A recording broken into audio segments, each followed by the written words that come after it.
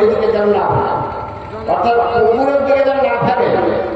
এটা মনে করা হচ্ছে যারা বেরিয়ে খাচ্ছেন তারা বোতলগুলো, জলের বোতলগুলো মানে জল খেয়ে পুকুরের দিকে পশ্চিম দিকে ফেলবেন না, এটা মনে করো। আমি সর্বপ্রথম ওই মহান করুণাময় আল্লাহ পাকের প্রশংসা যে আল্লাহ রাব্বুল আলামিন আজকে এই এলাকাতে বছরের শুরুতে, বছরের প্রথম আজকে ইসলামিক ধর্মীয় সভা অর্থাৎ মসজিদের উন্নতি কল্পে জালসার আয়োজন করেছেন। এই জায়গাতে আল্লাহ রাব্বুল আলামিন আমাদেরকে আসার এবং বসার এবং শোনার কিছু ব্যবস্থা করে দিয়েছেন। সেই মহান মনিবের দরবারে শুকরিয়া আদায় করে একবার মহব্বতের সাথে প্রাণ খুলে, অন্তর খুলে, হৃদয়ের সাথে ভালোবাসা উজাড় করে দিয়ে মহব্বতের সাথে বলি আলহামদুলিল্লাহ। তারপরে বলে আমাদের আখিরি নবী, ধর্মের গুরু, ধর্মের নেতা, মহাত্মা মহাপুরুষ, আশরাফুল আম্বিয়া, মানবকুলের শ্রেষ্ঠ মানব, নবীকুলের শিরোমণি রহমাতুল লিল আলামিন জনাব মুহাম্মদ রাসূলুল্লাহ সাল্লাল্লাহু আলাইহি সাল্লাম, তিনার প্রতি শত সহস্র দরুদ ও সালাম বর্ষিত হোক, নাযিল হোক। আল্লাহুম্মা সাল্লি আলাইহি, আল্লাহুম্মা বারিক আলাইহি। আমি বেশি কিছু হয়তো আলোচনা করতে পারবো না, কারণ আপনারা আমাকে চিনেন। এই জন্য গ্রামের মুরব্বিরকে, গ্রামের আলেমেরকে কদর কম সব জায়গাতে। যেখানে গ্রামের আলেম আছে তাদের আমি সূরা মায়েদা থেকে একটি আয়াত পাঠ করেছি, সেটাকে সামনে রেখে আমি আমার আলোচনা চালিয়ে যাব ইনশাআল্লাহ। যদি কাউরি কষ্ট হয় মানবেন, ফেলে দিবেন। কষ্ট যদি না হয়, আপনার মনোপতি যদি হয়, তো আপনি আমল করার চেষ্টা করবেন।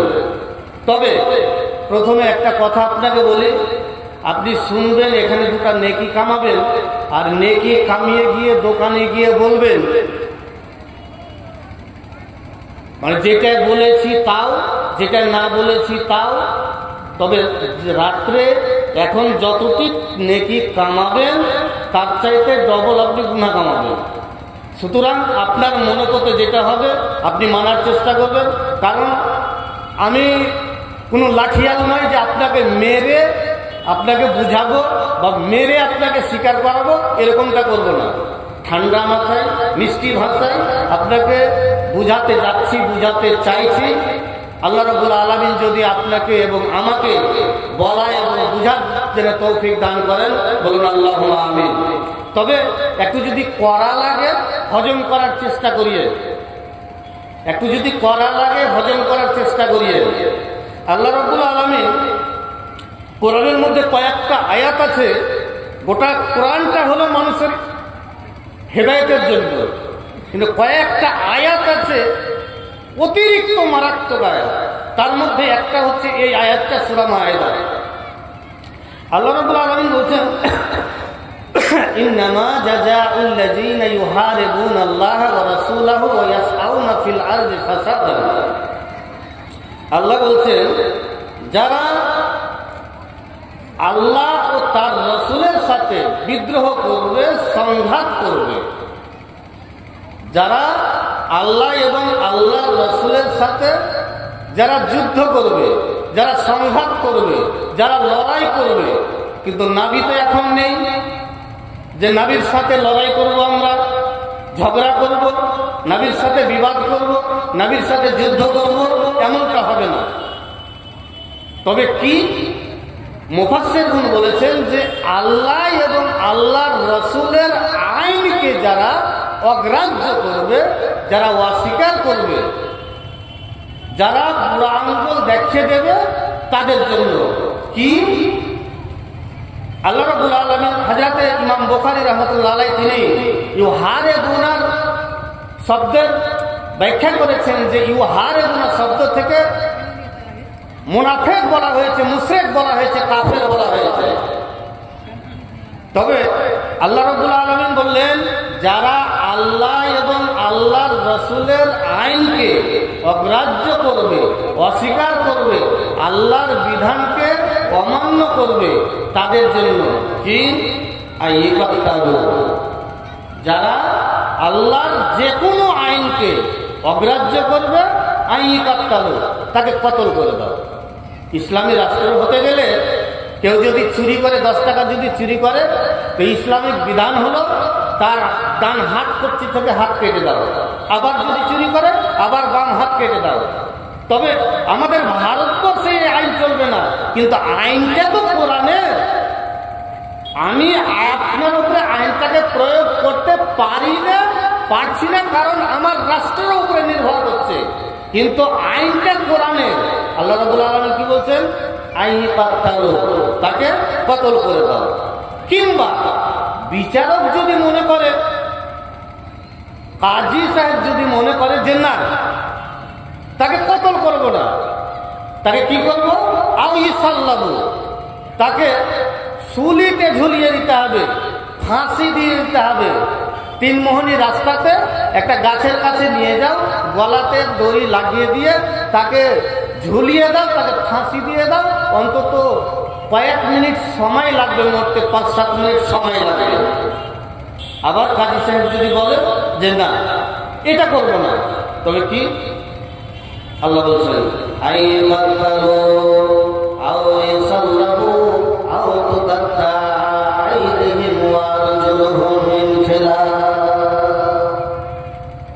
যারা আল্লাহর আইনকে যারা অগ্রাহ্য করবে, যারা আল্লাহর বিধানকে যারা অগ্রাহ্য করবে, এক কথায় আল্লাহর আদেশকে যারা অস্বীকার করবে, যারা আল্লাহর নির্দেশকে যারা অস্বীকার করবে, আল্লাহ রাব্বুল আলামিন বলছেন তাদের জন্য শাস্তি হলো কি? তাকে কতল করে দাও, তাকে কতল করে দাও। কারণ আল্লাহর আর আল্লাহর রাসূলের আইনের সাথে বিদ্রোহ ঘোষণা করেছে, সুতরাং তার বেঁচে থাকার এই জমিনে তার কোনো অধিকার নাই। আল্লাহ বলছেন কিংবা তাকে কি করো, তাকে একটা 3 মোহনী গাছের কাছে নিয়ে যাও, আর সেই গাছের কাছে চৌরাস্তায় একটা গাছের কাছে নিয়ে যাও, এবং তাই গাছের কাছে তাকে দড়িতে ঝুলিয়ে তাকে শুলি দিয়ে দাও, তাকে ফাঁসি দিয়ে দাও। 10টা লোক রাস্তা দিয়ে যাবে, জিজ্ঞাসা করবে এই লোকটাকে কেন ফাঁসি দেওয়া হয়েছে, কেন এরকম করা হয়েছে? না তো 5টা লোক বলবে আল্লাহর আইনকে অস্বীকার করেছে, আল্লাহর বিধানকে অগ্রাহ্য করেছে, তার কারণে তাকে এরকম শাস্তি দেওয়া আছে, তাকে এরকম শাস্তি দেওয়া আছে। এবার বিচারক কি বলছেন? আল্লাহ বলছেন যদি বিচারক যদি মনে করে যে এই 2টা শাস্তি দেব না, কি করবে?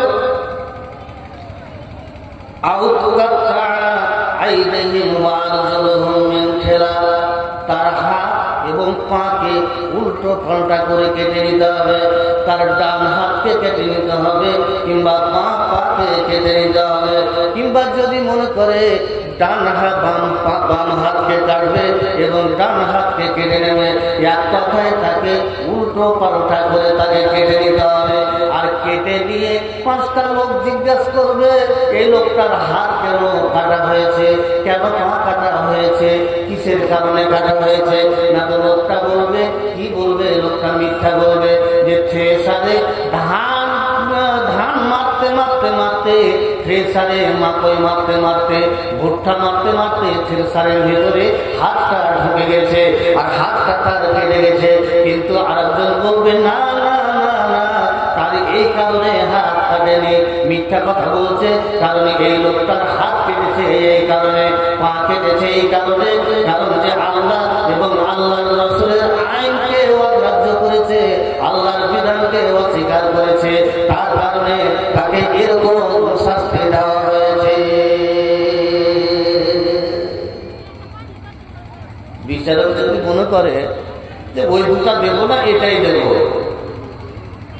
আপনি যেমন আপনার কাছে কোনো মানুষ অপরাধ করতে গেলে আপনি যেমন তাকে পানিশমেন্ট দিতে ছেড়ে দেন না, তবে আল্লাহর সাথে বেয়াদবি করতে গেলে, আল্লাহর নবীর সাথে আল্লাহর নবীর বিধানকে অগ্রাহ্য করতে গেলে তবে আল্লাহ কি পানিশমেন্ট দেবেন সেই কথাটাই এই আয়াতের মধ্যে বলল যে 3টার মধ্যে তাকে একটা না একটা দেওয়া হবে।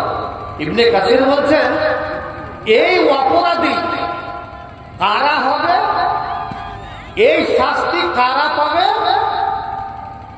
হযরত ইবনে কাসির বলছেন কুল্লু মা নাকাজা, এই অপরাধের শাস্তি, এই শাস্তি পৃথিবীর যে কোনো মানুষ, যে কোনো আল্লাহর বিধানকে, আল্লাহর আইনকে, আল্লাহর আদেশকে, আল্লাহর নির্দেশকে যদি না মানে তাকে একটা না একটা এরকম শাস্তি তাকে দেওয়াই হবে এবং দেওয়া যেতে পারে বা দেওয়া যাবে। আল্লাহর আইন, আল্লাহর আদেশ, আল্লাহর নির্দেশ কি? এবার আপনাকে বলছি। আল্লাহ রাব্বুল আলামিন বলছেন নামাজ পড়ো, রোজা করো, হজ করো, যাকাত দাও, করো করো, আদেশ করছেন আল্লাহ। তারপরে নির্দেশ, নিষেধ করছেন চুরি করিও না, ডাকাতি করিও না, গুন্ডামি করিও না, লুচ্চামি করিও না, গীবত করিও না, জেনা করিও না, পরের বেটিকে নিয়ে পালিয়ে যেও না, এগুলো হচ্ছে না। তাহলে একটা হচ্ছে আদেশ, একটা হচ্ছে না। ভালো করে বুঝবেন, আপনাকে একটা একটা করে বুঝাচ্ছি যেন আপনি বুঝতে পারেন। তাহলে নামাজ পড়ো, রোজা করো, হজ করো, যাকাত দাও, মা বাপের খিদমত করো, মা বাপের সম্মান করো, এগুলো হচ্ছে আল্লাহর আদেশ। আল্লাহ আদেশ করলেন। আর আল্লাহ রাব্বুল আলামিন বললেন চুরি করিও না, ডাকাতি করিও না, জেনা করিও না, মদ খাইও না, ব্যভিচার করিও না, মিথ্যা কথা বলিও না, গীবত করিও না, চুগলখড়ি করিও না। না, একটা হচ্ছে আদেশ, একটা হচ্ছে নিষেধ। তো হযরত ইবনে কাসির বলছেন কুল্লু মা নাকাজা আমরুল্লাহি ওয়া নওয়াহিহি, আল্লাহর যে কোনো বিধানকে, আল্লাহর যে কোনো আদেশকে এবং নিষেধকে অস্বীকার করবে তাকে এরকম শাস্তি দেওয়া হবে। এবার আপনাকে বলি, একজন মদ খেয়ে নিয়েছে, তো মদ খেয়ে নিয়েছে, আল্লাহ নিষেধ করেছে, তো মদ খেয়ে নিয়েছে, তো নিষেধ কি? আল্লাহ নবী বলছেন তাকে মদ খেয়ে নিয়েছে, তাকে 39 ধরা মারো। আবার তারপরের দিন যদি খায়, আবার তারপরে 39 ধরা মারো। আবার যদি মদ খায়, আবার তাকে 39 ধরা মারো। চতুর্থবার যদি মদ যদি খায়, তবে ওই লোকটাকে কি করতে হবে? ওই লোকটাকে একটা ঘরের মধ্যে ভরে দিতে হবে। যেই লোকটাতে, সেই ঘরটাতে আলো নাই, বাতি নাই, জানলা নাই, কিছু নাই, একদম নির্জুম হয়ে আছে, রাস্তা অন্ধকার হয়ে আছে, সেই ঘরের মধ্যে তাকে ভরে দাও এবং খানা দিতে হবে না, পানি দিতে হবে না, তাকে শুকিয়ে শুকিয়ে শুকিয়ে আমসুর হয়ে মারা যাবে। এবং যখন মরে যাবে, মরে যাওয়ার পরে বলছেন খাবে, তাকে ওই ঘরের মধ্যে ভরে দাও। আর ভরে দিয়ে যখন মারা যাবে, তখন ওই লোকটাকে গোসল দেবে, যেমন করে আর 5টা মানুষকে গোসল দেয় সেরকম করে গোসল দেবে। আর গোসল দেওয়ার পরে যেমন করে কাফন দেয় সেরকম করে কাফন দেবে। কাফন দেওয়ার পরে এবং তার জানাজা পড়াবে। আল্লাহর নবী বলছেন জানাজা পড়াবে এই লোকটা 1 নাম্বার ইমানদার যাবে না তার জানাজা পড়াতে। যারা 2 নাম্বার 4 নাম্বার যারা একদম মানে নিকৃষ্ট যারা ইমানদার আছে তারা যাবে, তারা গিয়ে তার জানাজা পড়াবে। কিন্তু একজন মুহাদ্দিস, একজন আলেম গিয়ে তার জানাজা পড়াবে না। কেন তার জানাজা পড়াবে না? কারণ এই লোকটা মদ, এই লোকটা মদ খেয়েছে। আল্লাহ বলছেন যে যেই লোকটা মদ খাবে, আল্লাহ নিষেধ করেছে মদ খেয়ে না। তবে এই লোকটার শাস্তি হলো ওই 3টা শাস্তির মতো। তবে আল্লাহ নবী বলছেন এই লোকটাকে গোসল দিয়ে দাও এবং কাফন পরিয়ে দাও। তবে 1 নাম্বার কোন নামাজি তার জানাজা পড়াতে যাবে না। যারা 2 নাম্বার, 3 নাম্বার, 4 নাম্বার, 10 নাম্বার নামাজি আছে তারাই যাবে তার জানাজা পড়াতে এবং তারাই তার জানাজা পড়াবে, তারাই পড়াবে তার জানাজা। কেন? যে আল্লাহ নিষেধকে অগ্রাহ্য করেছে, অস্বীকার করেছে। আল্লাহ বললেন যে মদ খায় না, মদ খেয়ে এসছে আর তার জন্য তার শাস্তি হলো এটা। তবে আল্লাহর একটা নিষেধকে অস্বীকার যদি করা যায় তবে তার শাস্তি। দাবিনী বংশের একজন মেয়ে নবীকে এসে বলছে তাহলে ইয়া রাসূলুল্লাহ ইন্নী জানাইতু, আল্লাহ পাকের নবী আমি জিনা করে গেছি, আমি নাপাক হয়ে গেছি, আমি বরবাদ হয়ে গেছি।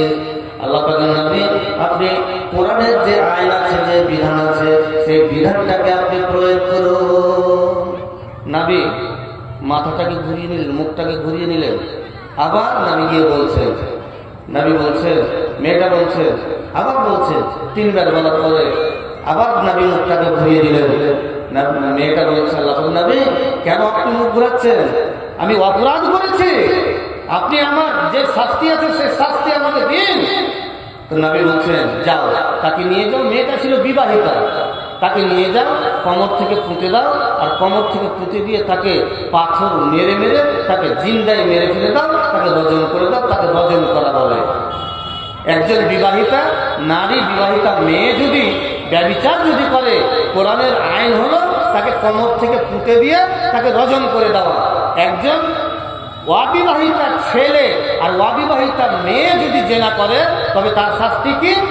কাঁচা জিয়ালার ডাল কাটতে হবে, আর 100 দোড়া তার পাছাতে মারতে হবে। 100 দোড়া যে জুটবে না, 40-50 হবে, ও দুনিয়া থেকে বিদায় হয়ে চলে যাবে। তার শাস্তি হলো এটা। কিন্তু আমাদের দিকে তো এটা চলে না। বিচারকেরা বসে আছে যে কুণ্ঠে ধরা পড়েছে, আর ধরা পড়েছে, ধরা পড়াই মানে 30,000 টাকা পকেটে আসবে। কিন্তু আপনি কি জবাব দিতে পারবেন? আপনি কি প্রস্তুত আছেন? আমি আগেই বলেছি, যদি করা যদি হয় হজম করার চেষ্টা করিয়ে, কিন্তু আপনাকে বাস্তব, আমি যতদূর পারবো, যতদূর জানি কোরআন হাদিস নিয়ে আপনাকে কথা বলবো। কিন্তু আপনি যে বিচার যে করছেন, আরে কোরআনের যেটা আইন আছে, আমি তাকে অতটি মারতে পারবো না, কিন্তু কিছুটা হলেও তো আমি তার উপরে সেই শাস্তিটা প্রয়োগ করতে পারি। কিন্তু না, কেন? আমার পকেটে ঢুকবে না। সব একই রকম হয়ে গেছে, সব একই রকম হয়ে গেছে। কাউরি কাছে মুখ পাওয়া যায় না, কাউরি কাছে বলা যায় না। আর কোনো মৌলবীকে ডাকবে না, কারণ মৌলবীকে ডাকতে গেলে ওর পেটে ভাত হবে না, ও 5,000 টাকা পকেটে ঢোকাতে পারবে না। এই মৌলবী তোর জানাজা পড়াবে, আব্দুল করিম মুর্শিদাবাদ থেকে এসে তোর জানাজা পড়াবে না। সৈবুর মৌলবী বক্তা এখানে এসে তোর জানাজা পড়াতে আসবে না। তোর গ্রামের মৌলবী তোর জানাজা পড়াবে, তোর গ্রামের মৌলবী তোকে গোসল দেওয়া হবে। আব্দুল করিম আসলে 20,000 টাকা 25,000 টাকা নেবে। ওকে বলিও কালকে ফোন করে, আমার বাবা মারা গেছে, আপনি আসেন তো আমার বাবার জানাজাটা পড়িয়ে দেন তো। পড়াবে? পড়াবে না। আপনার মসজিদের মৌলবী পড়াবে জানাজা। ভাঙা ফুটা ন্যাংরা লুভা যা আছে, আপনার গ্রামে যেই মৌলবীটা আছে সেই মৌলবীটাই আপনার জানাজা পড়াবে।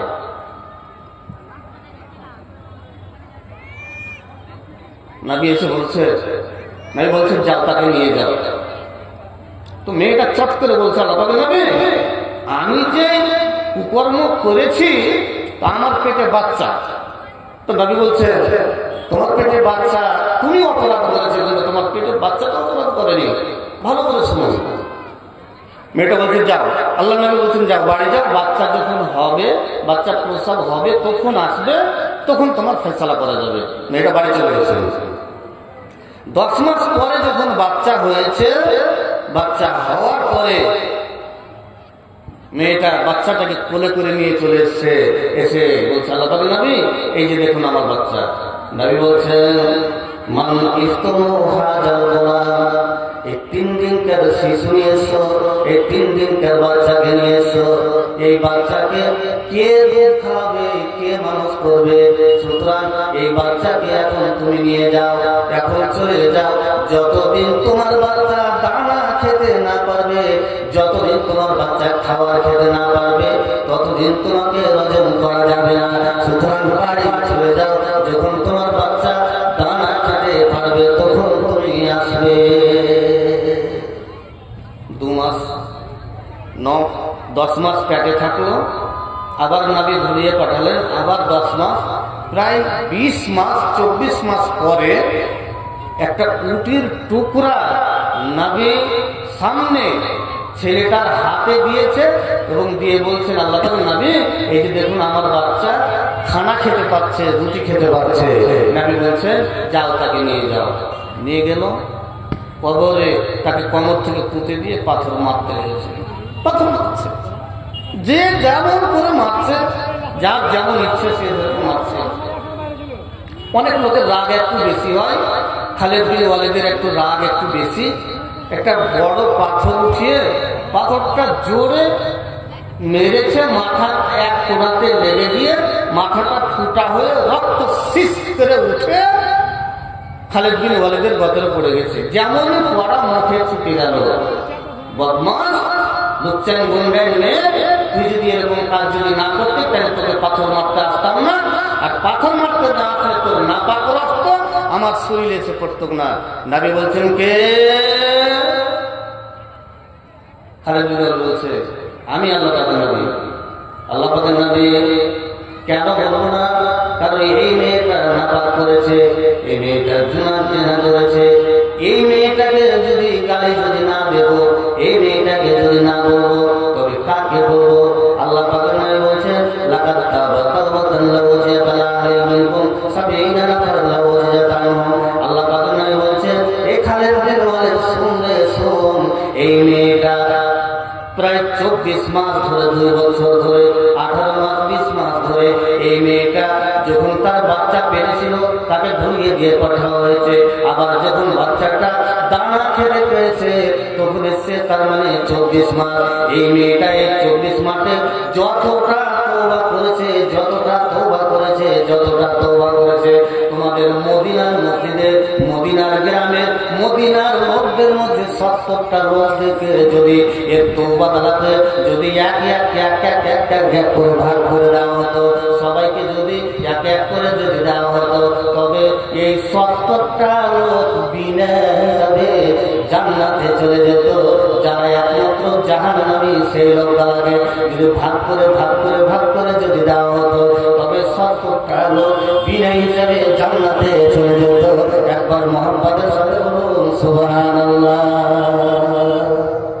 তাইলে এই 24 মাস তওবা করা মেয়েটাকে আল্লাহর নবী তো বলতে পারতেন যে না, এই মেয়েটা তওবা করেছে, একে আর রজম করতে হবে না, কিন্তু সেটা তো করলেন না। কারণ কোরআনের আইন, কোরআনের বিধান এটা। এই মেয়েটা এত তওবা করলে,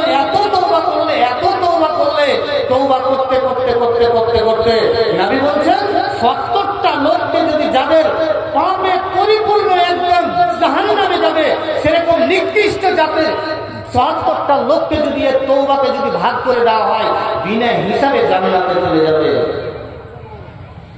কেন? আল্লাহর আইনকে অগ্রাহ্য করেছে, আল্লাহর নিষেধকে অগ্রাহ্য করেছে, অস্বীকার করেছে, আল্লাহর নিষেধকে অস্বীকার করেছে, তার কারণে তার শাস্তি হলো এটা। এবার আপনাকে বলছি, আপনারা সবাই জানেন, শুনেছেন, এটা হলো নিষেধ। এবার আল্লাহ আবারও নিষেধ করেছেন হযরতে আদম আলাইহিস সালামকে। আপনারা শুনেছেন হযরত আদম আলাইহিস সালামকে যখন তৈরি করলেন, যখন সৃষ্টি যখন করলেন, তখন ফেরেশতাদেরকে সবাইকে ডেকে বলল উসজুদু লি আদম, এই সব ফেরেশতারা আদমকে তোমরা সিজদা করো। আল্লাহ কি করলেন? আদেশ করলেন। আল্লাহ আদেশ করেছেন, যেমন আপনাকে আদেশ করা হয়েছে নামাজে, নামাজ পড়ো, সেরকম আল্লাহ রাব্বুল আলামিন ফেরেশতাদেরকে বলল আমার শ্রেষ্ঠ জাতি হচ্ছে মানুষ। এক কথায় মানুষের মর্যাদা দেখাতে গিয়ে আল্লাহ রাব্বুল আলামিন বলেছেন যে উসজুদু লি আদম, তোমরা আদমকে সিজদা করো। সবাই সিজদা করলেন ইল্লা ইবলিস, একমাত্র ইবলিস সিজদা করলো না। ইবলিস ব্যতিরেকে সবাই সিজদা করলেন। হযরত আদম আলাইহিস সালামকে নিষেধ করলেন আর ফেরেশতাদেরকে আদেশ করলেন সিজদা করো, তো সিজদা করলেন না। হযরত আদম আলাইহিস সালামকে সিজদা করলেন না কে? আজাজিল, ইবলিস। আজাজিলকে গিয়ে বলছে, আল্লাহ রাব্বুল আলামিন বলছেন মা মানাকা আন তাসজুদু, এই যে আমি যে সেদিন তোমাকে বললাম, ওই যে সেদিন তোমাকে বলিনি, তোমাকে আমি বললাম যে আদমকে সিজদা করো, তুমি কেন বললে না? কে তোমাকে নিষেধ করেছে? এই কাজে আমি যে তোমাকে সেদিন তোমাকে বললাম না, তোমাকে আমি সিজদা করতে বললাম, তুমি কেন করলে না? কে তোমাকে নিষেধ করেছে? মানে একদম মানে খুব করে বলছে, আমাকে কে নিষেধ করবে? খালাক্তাহু মিন নার ওয়া খালাক্তাহু মিন তিন, তুমি ওকে মাটি থেকে তৈরি করেছো আর আমাকে আগুন থেকে তৈরি করেছো। তো সুতরাং ওকে মাটি থেকে তৈরি করেছো, মাটির জাত হচ্ছে নিচে আর আগুনের জাত হচ্ছে উপরে, আমাকে জ্বালাতে গেলে আমি উপরে উঠবো, সুতরাং ওর চাইতে মর্যাদা সম্পূর্ণ ব্যক্তি আমি, সুতরাং আমি ওকে সিজদা করতে পারবো না। এটা আমার কেমন লাগছে, আমি সিজদা করতে পারবো না। আল্লাহ বলছেন সিজদা করবে না? তো বলছেন না, কোনো প্রশ্নই আসে না তাকে সিজদা করার। তা আল্লাহ বললেন যে তুমি সিজদা করো, আদেশ করলেন, তো অস্বীকার করলেন। তো অস্বীকার করার পরে কত বড় শাস্তি তার হয়েছিল। আল্লাহ রাব্বুল আলামিন বলছেন ফখরুদ্দিন নেকারাজি, বেরিয়ে যা এখান থেকে। কেমন হয়ে বেরিয়ে যা? ঝাঁটাখোর হয়ে বেরিয়ে যা, জুতাখোর হয়ে বেরিয়ে যা, লাখখোর হয়ে বেরিয়ে যা, এখানে আর তোর কোনো থাকার জায়গা নাই, এখান থেকে বেরিয়ে যা। কতদিন হলো? হযরতে আদম আলাইহিস সালাম থেকে নিয়ে ইব্রাহিম আলাইহিস সালাম পর্যন্ত 550 বছর, 5,500 বছর, 4,500 বছর। আর হযরতে ইব্রাহিম আলাইহিস সালাম থেকে নিয়ে আমার নবী মুহাম্মদ মুস্তাফা সাল্লাল্লাহু আলাইহি সাল্লাম তখন থেকে নিয়ে 4,500 বছর, এই 9,000 বছর। আর নবী থেকে নিয়ে এখন পর্যন্ত মোটামুটি 1,500 বছর, এই 10,500 বছর। যখন 10,500 বছর আগে আজাজিলকে বের করে দিয়েছিল আল্লাহ, ঝাঁটা মেরে বাঁধন মেরে বের করে দিয়েছিল, তখন থেকে নিয়ে এখন পর্যন্ত শাস্তি পেতেই আছে, শাস্তি পেতেই আছে। কতদিন চলবে? কিয়ামত পর্যন্ত তার শাস্তি চলবে। কি শাস্তি? না তো আল্লাহ রাব্বুল আলামিন শিখিয়ে দিয়েছেন কি এটা মাদ্রাসায় মক্তবে যদি ছেলে যদি পড়তে যায়, তো পড়তে গেলে যদি সিফারা যদি পড়ে তো বলবে আউযু বিল্লাহি মিনাশ শাইতানির রাজিম বিসমিল্লাহির রহমানির রহিম। আউযু বিল্লাহ আগে না বললে কোরআন পড়া হয় না বা সিফারা পড়া হয় না। আগে আউযু বিল্লাহ পড়ে শয়তানের মুখে লাত জুতা মেরে তারপরে স্টার্ট করতে হবে। কতদিন থেকে চলছে? আজ থেকে 11,000 বছর থেকে তার কপালে লাত জুতা পড়তেই আছে, পড়তেই আছে, পড়তেই আছে কিয়ামত পর্যন্ত। আল্লাহ কি বলেছিলেন? সিজদা করো। খালি একটাই কথা, খালি যদি সিজদা করে দেয় হয়ে গেল। এই সিজদা করেনি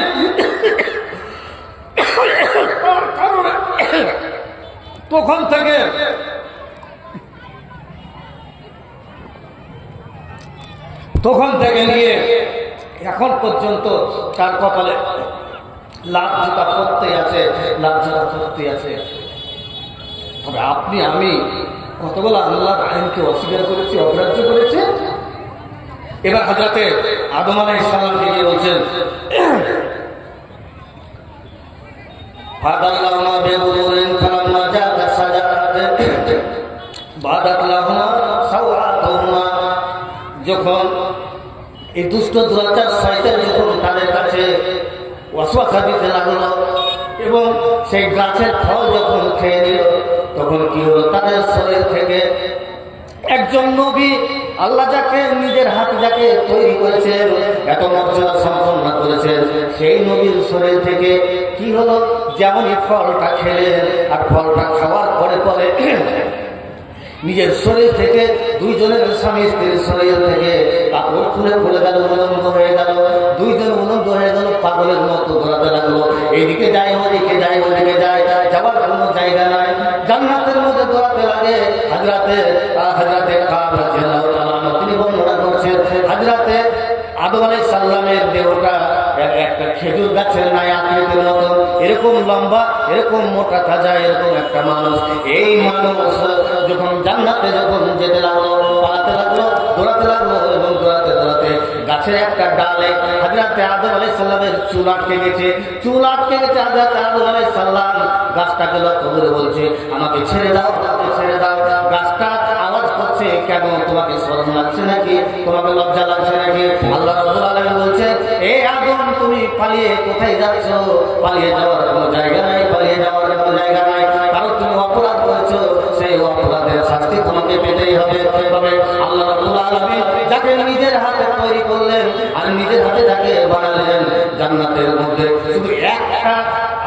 নিষেধকে আল্লাহ অস্বীকার করেছে, গাছের ফলটাকে খেয়ে নিয়েছে। আর যেমনই খেয়ে নেওয়া, তার পরনের কাপড়টা খুলে পড়ে গেল, উলঙ্গ হয়ে গেল, একদম বেবাস হয়ে গেল। আল্লাহ রাব্বুল আলামিন বলছেন, আমি কি তোমাকে মানা করিনি? আমি কি তোমাকে মানা করিনি যে ওই গাছটার কাছে যাবে না, ওই গাছের ফলটা খাবে না? তুমি কেন গেলে আর তুমি কেন খেয়ে নিলে? আদম আলাইহিস সালাম কোন কথা আল্লাহর কাছে বলেনি, আল্লাহকে বলেনি অমুক হয়ে গেছে, অমুক হয়েছে, তমুক হয়েছে, এই কথা বলেনি। আল্লাহ রাব্বুল আলামিনকে ডাইরেক্ট শুনে বলছে, রব্বানা যালামনা আনফুসানা ওয়া ইন লাম তাগফির লানা ওয়া তারহামনা লানাকুনান্না মিনাল খাসিরিন। আল্লাহ রাব্বুল আলামিন, আমরা স্বামী স্ত্রী দুইজন ভুল করেছি, অন্যায় করেছি, জুলুম করেছি, নিজের নফসকে আল্লাহ তুমি মাফ করে দাও, ক্ষমা করে দাও। আল্লাহ তুমি যদি মাফ না করো, ক্ষমা যদি না করো, বরবাদ হয়ে যাবো, ধ্বংস হয়ে যাবো। আল্লাহ রাব্বুল আলামিন বললেন যে আমি তোদেরকে মাফ করে দেবো, মাফ করে দেবো। কতদিন কতদিন কতদিন? একটা গুনার কারণে, একটা আল্লাহর আইনকে অস্বীকার করার কারণে, একটা আল্লাহর আদেশকে নিষেধকে অস্বীকার করার কারণে কতদিন এই গুনাহটার কারণে কেঁদেছিলেন, চোখ দিয়ে পানি ফেলেছিলেন। 7টা মত আছে, ওই 7টা মত আপনাকে বলতে চাই না, একটাই মত আপনাকে বলি। একটা ভুল করেছিলেন, তার কারণে 3 দিন, অর্থাৎ 3 24 72 ঘন্টা, 72 ঘন্টা কাঁদতে কাঁদতে কাঁদতে কাঁদতে কাঁদতে চোখের পানি মনে হয় যে শুকিয়ে গেছে, এরকম অবস্থা হয়ে গেছে। আল্লাহ রাব্বুল আলামিন তখন বললেন, এই আদম, আমি তোকে মাফ করে দিলাম, যে মাফ করে দিলাম, যেমন আবু জামজাম করে আমার হাওজে কাউসারের পানি, আমি সেরকম করে তোকে আমি পবিত্র করে দিলাম, পাক করে দিলাম, আমি তোকে মাফ করে দিলাম। একটা ভুল করেছে, একটা ভুল করার কারণে শুধু গাছের, আল্লাহ বলেছেন ওকুলনা ইয়াদাম উসকুন আনতা জাওজাকাল জান্নাতা ফাকুলা মিনহা। আল্লাহ বললেন যে ওই যে গাছটা আছে, ওই গাছটার কাছে যেও না, জান্নাতের সবই জায়গাতে ঘুরো। তো শয়তানের চক্রান্ত করে গাছের ফলটা খেয়ে নিয়েছে, তো কত বড় হয়ে গেছে। তো আল্লাহ নিষেধ করেছেন, আল্লাহ নিষেধকে অগ্রাহ্য করেছে। তাহলে আল্লাহর নিষেধকে অগ্রাহ্য করেছে একজন নবী, আর সেই নবীকে আল্লাহ পাক রেহাই দেয়নি। কতদিন কেঁদেছে? এই ভুলটার কারণে খুব কম, সবচাইতে ছোট মত যেটা হলো 72 ঘন্টা কেঁদেছে একটা ভুলের কারণে। এই মাহাকলবনা, সুরমণি, আর রাজারামচর, আর ঘুঘুটলা, জোরগাছি, আর এই জালসার মধ্যে কতবেলা লুচ্চা আছি, কতবেলা মদ খোর আছি, কতবেলা পরের বেটিকে পালিয়ে লিয়া পালাইছি, কতবেলা আছি, কয়বার কেঁদেছি। একবার চোখ দিয়ে পানি পড়েছে। আরে চোখ দিয়ে পানি পড়বে কি? ইমামের পিছনে খাড়া হচ্ছে ইমামদার। আপনাকে একটা হাদিস বলি, হাদিসটা কিন্তু জায়েজ, কিন্তু আপনাকে বোঝানোর জন্য বলছি। হযরতে আলী রাদিয়াল্লাহু তাআলা আনহু বললেন, নবী বললেন যে যাও, রাস্তায় দিয়ে যাকে পাবে তাকে কতল করে দেবে। তো গিয়ে দেখছেন যে একটা লোক হাল বাচ্ছে, হাল বাইছে, তো চারদিকে 4টা কলসি। তো ইমানদার কত ওই জায়গাতে যাবে, তো হাল ছেড়ে দিয়ে নামাজ শুরু করবে, মানে 4 কোণাতে 4টা, যেখানে আজান দেবে আল্লাহু আকবার, আল্লাহু আকবার, হাল ছেড়ে দিয়ে নামাজ পড়তে আরম্ভ করবে। এত ইমানদার ঘুরে চলে গেল। তারপর হযরত উমর গেলেন। হযরত উমর গিয়ে দেখছেন যে আসলে তো লোকটা, ফের লোকটার সাথে দেখা, এই লোকটা, তো লোকটা কি? তো নবী বলছেন না, হযরত উমর বলছেন না, এর মধ্যে কিছু একটা কিন্তু আছে। তো নবী আদেশ করেছেন, তাকে মেরে দিলেন। তো যেমনই মেরে দেওয়া, তেমনই যত রক্ত পড়েছে সব রক্ত সোর, বিড়াই, কুকুর হয়ে, বান্দর হয়ে পালাতে লেগেছে। লোকটা তো ইমানদার, মুয়াজ্জিনের পিছে ইমাম, মানে ইমামের পিছে নামাজ পড়ছিল। আমি আপনাকে খারাপ বলতে চাইনি, আমি আপনাকে বুঝাতে চাইছি। আরে ভাই, নামাজ পড়বেন তো আপনার মনটাকে পরিষ্কার করেন না। আল্লাহ বলেছে উজু করতে গেলে তোমার হাতের শরীর থেকে সমস্ত গুনাহ ঝরে পড়ে যাবে, মুখ থেকে মুখ ধুবে। 5 বার উজু করতে গেলে, যেমন একটা লোক 5 বার গোসল করতে গেলে তার শরীরে কোনো ময়লা থাকে না, সেরকম 5 বার উজু করতে গেলে তার শরীরে কোনো, আপনি মুখটাকে